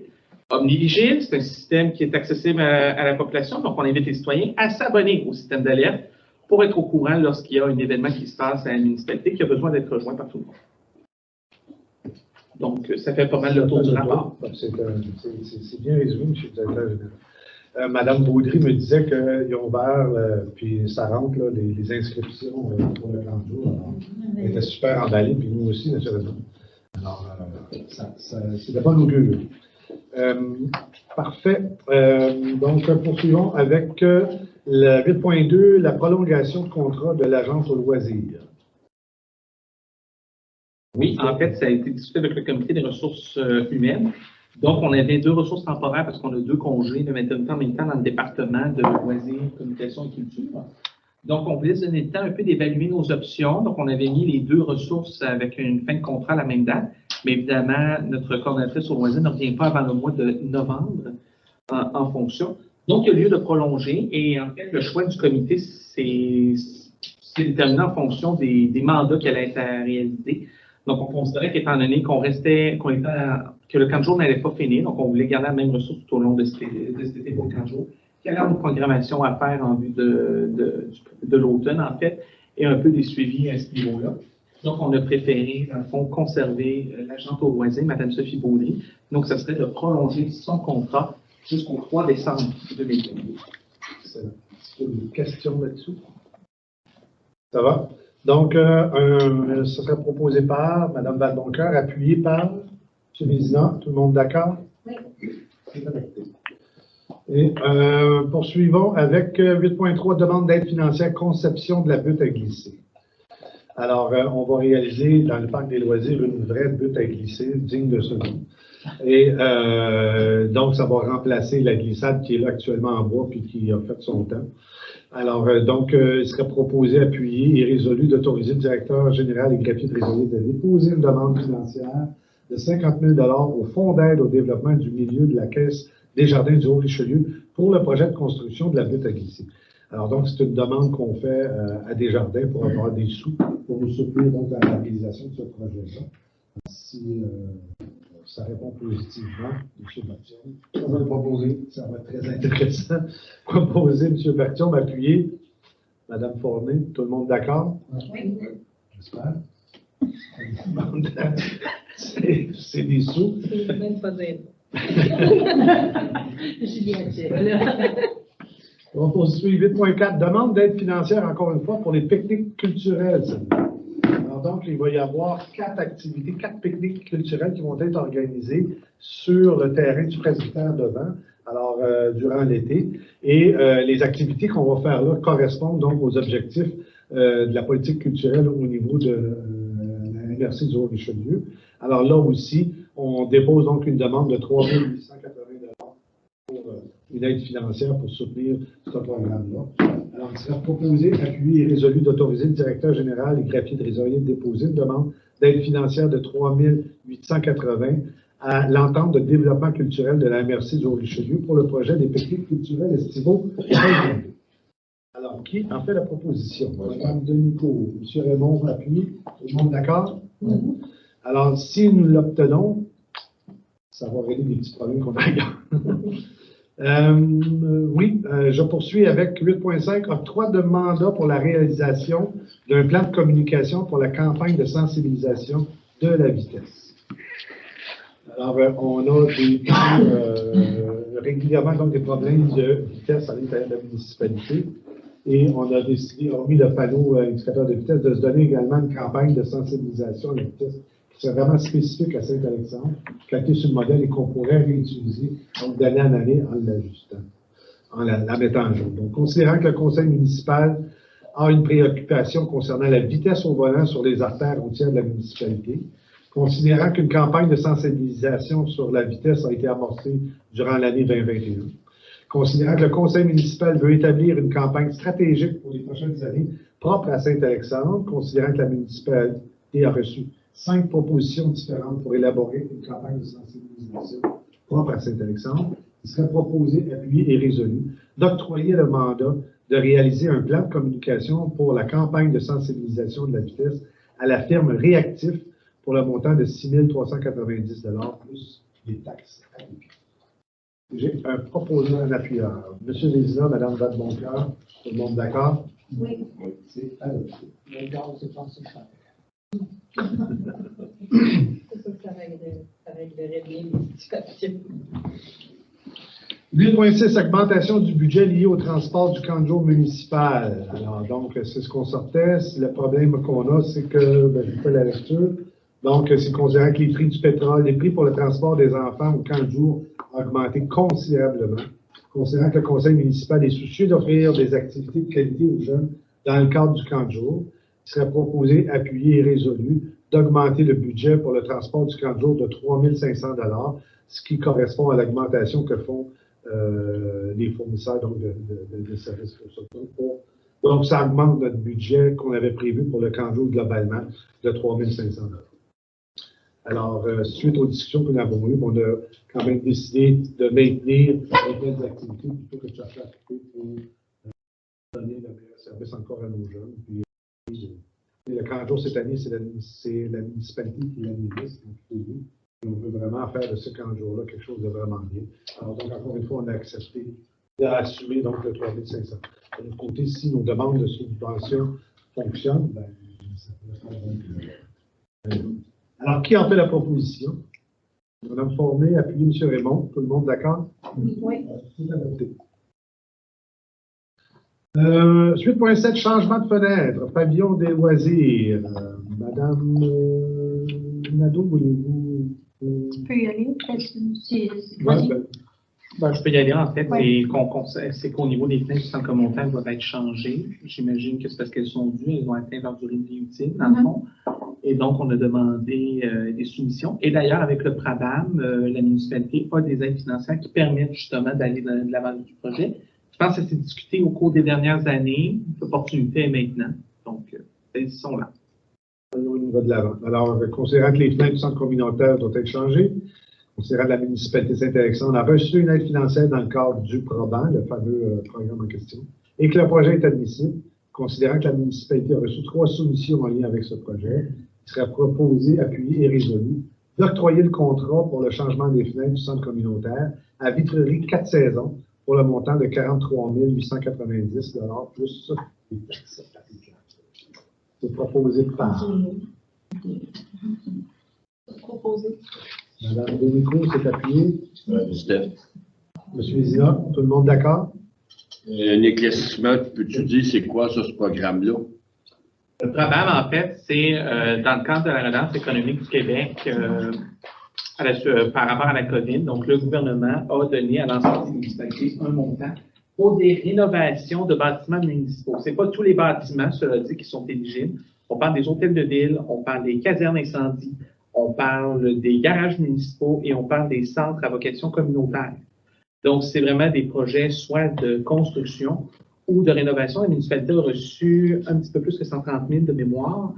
Donc, il faut planifier ça. Il faut que les sommes soient dépensées d'ici l'an prochain, donc d'ici le mois de mai 2024, si je me rappelle bien. Donc, les projets qui rentrent là-dedans, que l'on a approuvés, il y a eu la réflexion du plancher de la caserne l'an dernier. Donc, on avait un effet rétroactif qui pouvait s'appliquer pour ça. Le plancher du garage municipal que l'on vient d'adopter, le changement des fenêtres au niveau du pavillon des loisirs. Éventuellement, on regarde également pour changer les portes au pavillon des loisirs qui sont dues. Donc, ça va venir. On est encore en recherche de soumission pour cet élément-là. Et donc, on va pouvoir procéder.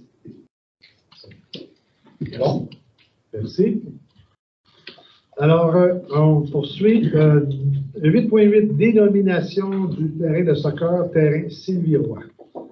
Alors, je vous fais la lecture que nous avons reçue, la demande que nous avons reçue. Donc, aux membres du conseil municipal de Saint-Alexandre, c'est à la suite du décès de Sylvie Roy, survenu récemment, que l'idée de baptiser le terrain de soccer à son nom, en reconnaissance de tout le travail accompli, a été lancée par certains résidents de Saint-Alexandre. Les familles Roy et Surprenant prennent donc le ballon au bond pour en faire la demande officielle à la municipalité de Saint-Alexandre. Vers le milieu des années 90, le soccer gagnait de plus en plus d'adeptes parmi les enfants et adolescents de la municipalité. Il était cependant forcé de jouer à l'extérieur car il n'y avait pas de terrain de soccer dans la municipalité. C'est alors que Sylvie Roy, motivée par l'enthousiasme des jeunes pour ce sport et avec la complicité de l'association des loisirs, s'est retroussé les manches pour entreprendre des démarches afin d'aménager un espace réservé au soccer dans la municipalité. Du même coup, elle et quelques autres volontaires ont posé les premiers jalons d'une association de soccer locale, ce qui impliquait de recruter des bénévoles pour lancer l'organisation, trouver des arbitres et des entraîneurs, dénicher de l'équipement, solliciter des commanditaires, etc. Cela ne s'est pas fait sans peine. Mais le rêve de Sylvie Roy s'est finalement réalisé et Saint-Alexandre possède aujourd'hui un terrain de soccer qui fait l'envie de plusieurs, et ça c'est très peu dire, et qui est très apprécié des jeunes et des moins jeunes d'ici qui s'y amusent toutes les étés. Bien sûr, si le conseil municipal accepte que le terrain de Saint-Alexandre soit baptisé le terrain de soccer Sylvie Roy, les frais inhérents à la confection et à la pose de l'écriteau seront assumés par les familles mentionnées ci. Bien à vous. C'est signé, M. Maurice Surprenant. Alors, je ne sais pas si, messieurs Surprenants, vous voulez ajouter à cette bénédiction là ou... Ben, je pense, comme vous le mentionnez, M. Maurice, le chef du conseil, ça résume pas mal la demande. Et puis, beaucoup de gens de Saint-Alexandre nous en ont parlé. De toute l'organisation que Sylvie a organisée. D'ailleurs, c'est mon épouse, la mère Améliane, et nos trois autres enfants. C'est elle qui a participé en 1998. Et puis, au fil du temps, ben, ça a pris essor. Et puis là, maintenant, on a un terrain de soccer qui est venu par la municipalité. Sur le temps passant, l'Impact de Montréal est déjà venu s'entraîner ici depuis exactement une année. Le frère de William, notre fils, a joué pour l'Impact. On a 2 soigneurs qui jouent. Il y a d'autres qui ont joué. Samuel Dumont. Oui, des gens qui sont professionnels. Ça, c'est un bel hommage à mon énorme humblement à tous les conseillers et conseillères ici. De nommer le terrain Sylvérois avec les conditions, comme disait M. Lefebvre, que ça soit conforme à la nomenclature des autres espaces de loisirs. Je vous en remercie à l'avance au nom de notre famille. Super. Est-ce qu'il y a des questions, des commentaires par rapport à... Alors, je vous fais le projet de résolution. Donc, considérant que le Conseil a reçu une demande pour renommer le terrain de soccer de la municipalité comme étant le terrain Sylvie Roy, considérant que Mme Sylvie Roy a contribué grandement à l'implantation du terrain de soccer dans la municipalité, considérant que la famille de Mme Roy désire lui rendre hommage, considérant que la famille offre de faire des panneaux commémoratifs à leurs frais, il a proposé, appuyé et résolu de nommer le terrain de soccer du parc Marie-Jeanne Fréjot comme étant le parc Sylvie Roy, d'autoriser la confection du panneau commémoratif pour le parc par la famille, mais que celui-ci soit harmonieux avec les nouveaux panneaux qui seront mis en place au parc. Est-ce que j'ai un proposant et un appuyeur? Madame Fournier. C'est pas tout le conseil qui accepte de proposer ça. Ça prend quand même un proposant, mais ça peut être appuyé à l'unanimité. Proposé Mme Fournier, appuyé à l'unanimité. Mme Fréjot, qu'est-ce que... Il est déjà inscrit, Mme Fréjot? Non, ce que je veux dire, c'est qu'on va changer les panneaux prochainement de nos parcs municipaux, dont le parc Marie-Jeanne Fréjot. Simplement que le terrain de soccer de ce parc-là va porter le nom désormais du terrain. C'est spécifique au terrain de soccer. Oui, c'est ça. Non, c'est vraiment, je parle vraiment du terrain de soccer. C'était pas situé dans le fond. Parfait. Mais la résolution doit être corrigée en ce sens-là parce que c'est écrit dans le parc Sylvie Roy. OK, je comprends. C'est le terrain Sylvie Roy. C'est de nommer le terrain de soccer du parc Marie-Jeanne Fréjot. Oui, comme étant le terrain Sylvie Roy, non pas le parc Sylvie Roy. Parfait, je comprends. Alors, c'est appuyé à l'unité, donc tout le monde est d'accord. Félicitations, merci pour tout le travail que Mme Marois a fait. C'est vraiment bien. Voilà. Il y a toujours des matchs qui se jouent. Oui, actuellement, c'est le Celtics, l'équipe du Celtics de Saint-Jean qui gère les inscriptions. En fait, tout le... Ouais, même Saint-Jean vient d'ici. Oui. C'est pas peu dire, quand même. Non. Le terrain de soccer de Saint-Alexandre, il a connu. Moi aussi, j'ai des enfants à l'époque où ils jouaient. Puis, comme vous, on a fait le tour de plusieurs terrains de soccer. On a pu apprécier les différences. C'est le plus beau de la région. Oui. Il était bien déroché. Oui, c'est ça. Des bras habitués dans la ville de la Roche. Excellent. OK. Alors, on arrive vers la fin, messieurs, dames. Donc, à point 9, retour des comités. Est-ce que les comités, vous avez des choses à nous dire? Je peux y aller vite. Pour le comité de ceci, j'ai presque rien à dire parce qu'on a fait le tour de tous les dossiers qu'on avait déjà traités. Donc, la campagne de sensibilisation à la vitesse, c'est quelque chose qu'on a traité dans les mois de mai, dans les années. Suivi sur le camion incendie, on a fait avec la formation sécurité civile, la même chose. Donc, déjà depuis 2 ans, il y a une plus série de la sécurité civile. Et puis, la formation vient aussi avec le règlement sur le public, les feux d'artifice. Au niveau de la sécurité publique, c'est ça. Excellent. Donc, Ressources humaines, vous avez vu par l'autre jour qu'on n'a pas chômé, là, donc ça fait un peu l'état des travaux du comité de ressources humaines au comité consultatif d'urbanisme. Je pense que c'est une des séances qui dure le plus longtemps aujourd'hui. Je ne sais pas si ça serait le bon moment d'apporter cette recommandation-là du CCU pour un changement à la réglementation des PIA, mais on va peut-être se réserver le débat parce que je sais que ça va susciter des discussions qui pourraient être un petit peu plus longues, là, qu'on a déjà eu en première année un conseil d'excontré publiquement. Donc, je demanderais peut-être de reporter. Tout le monde est d'accord? Ou si vous voulez faire le débat là maintenant, je suis d'accord, moi, Maria. On va mettre ça à la prochaine. Ça faisait mon affaire que ça avait été enlevé. Parfait. Ben, c'est parce qu'on m'avait demandé de le faire dans la présentation.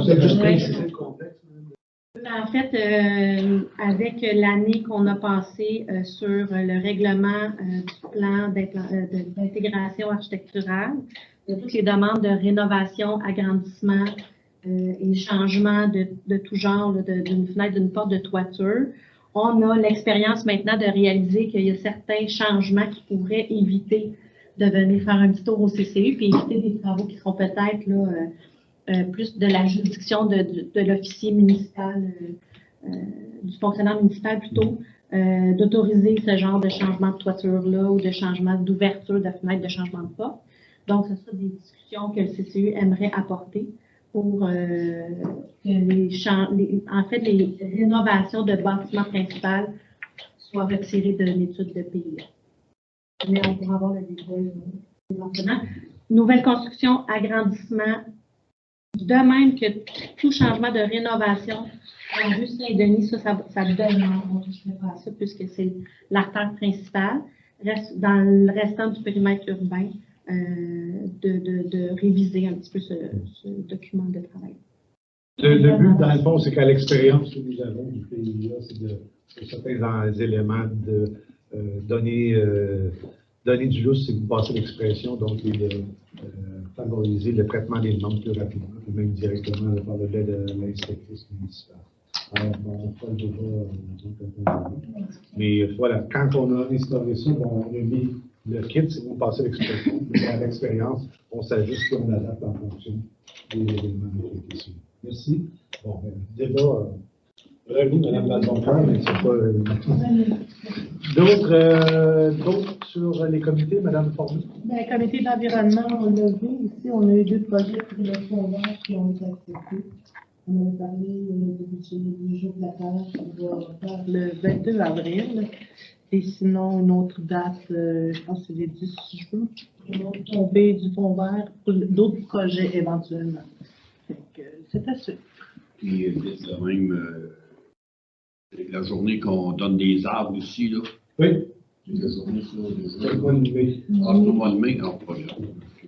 On s'en vient au moment de l'organisation de cette journée-là. Donc, la municipalité donne toujours des arbres à tous les ans. Et puis, il y a une partie de ces arbres-là qui vient du club 4H, puis une partie que la municipalité achète et donc c'est une activité à venir au début. Est-ce que ça fait le tour des comités? Je pourrais parler pour le comité de développement social. En fait, je pense que vous avez fait pas mal le tour tantôt avec le résumé. On a une rencontre le 6 avril, donc pour parler du camp de jour, pour les inscriptions pour la suite des choses. Ouais. J'invite la voirie, je ne sais pas si, en tout cas, on a parlé ici tantôt, on fait 3 rues, là, les trottoirs. Puis ils font la grande ligne, puis rue Saint-Denis cet été. L'MTQ, ouais. Part de Saint-Jean jusqu'à Rang des Dussault, à peu près, je pense, la 227. Pas 227, ouais, la 227. Qui font la nouvelle Babasse. Puis ils font le centre-ville de Saint-Alexandre. Downtown Saint-Alexandre. Saint-Alex. Mais ça ne sera pas du luxe de parage. Non, ça besoin d'amour.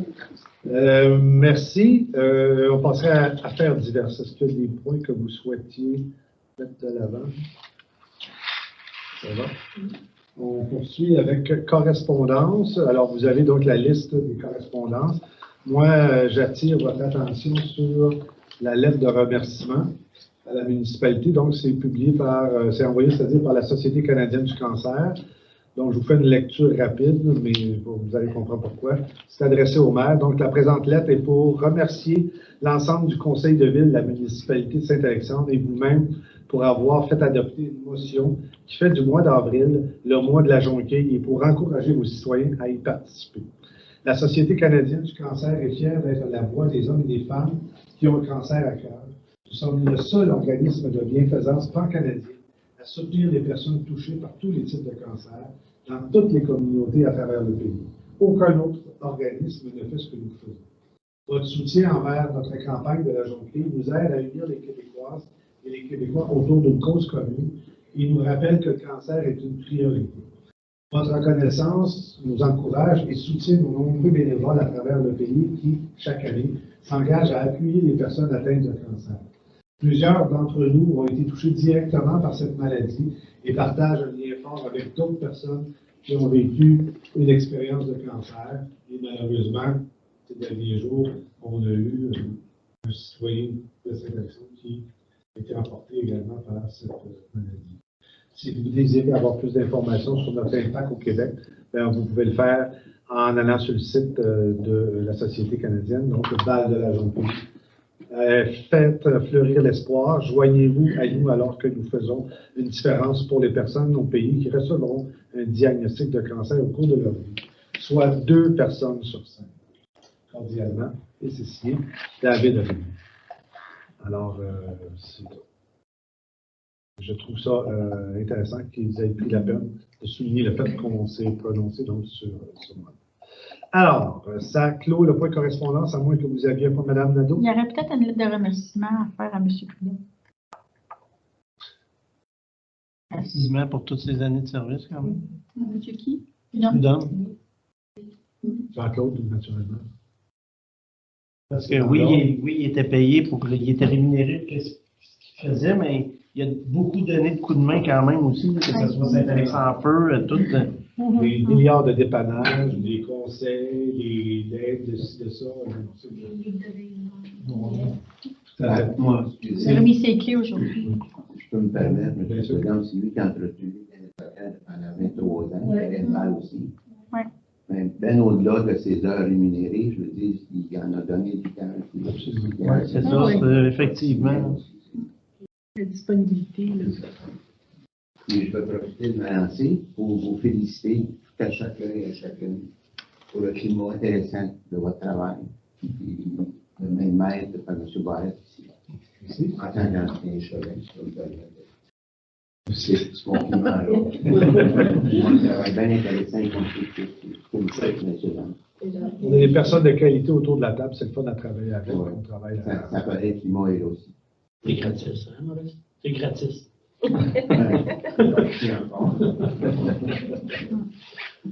Merci. Alors, on reprend ça. Est-ce que ça prend une résolution? Je pense qu'on peut travailler dans notre propre recherche. Mais si au nom de ça va? Alors, période de questions? On aurait peut-être une, M. le maire. Ben, pas une période pas une question, c'est je l'avais ouvert. Excusez, oui, je l'ai dit. Ouais, Maintenant, pas sûr. Oui, beau. Non, c'est vous tantôt qui avez ouvert avec la tragédie de l'Ukraine.